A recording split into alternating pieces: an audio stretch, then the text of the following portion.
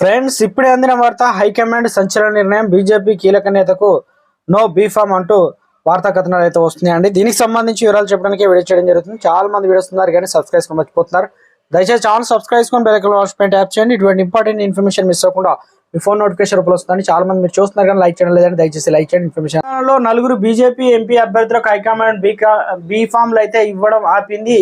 ఈ జాబితాలో హైదరాబాద్ లో నుంచి మాధవిలత, పెద్దపల్లి నుంచి గోమాస శ్రీనివాసు, మహబూబాద్ నుంచి సీతారాం నాయకు, నల్గొండ నుంచి సైదిరెడ్డి నలుగురు అభ్యర్థుల బీఫామ్ పెండింగ్ లో ఉన్నాయి.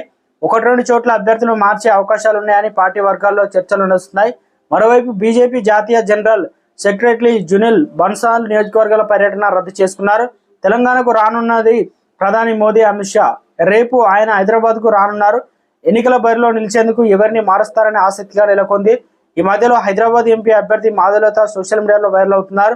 ఒకవేళ ఆమెకు కూడా టికెట్ క్యాన్సిల్ చేస్తే అవకాశాలు ఉన్నాయా అనేది కూడా చర్చ నడుస్తుంది. మొత్తానికి ఊహించని విధంగా కీలక నేతకు కూడా ఇక హైదరాబాద్ లో సంబంధించి మాధవలతకు కూడా బీఫామ్ ఇవ్వకపోవడం ఒక్కసారిగా ప్రధాని మోదీ ఊహించని భిక్షాకే తగిలినట్టున్నారు రాజకీయ నిపుణులు.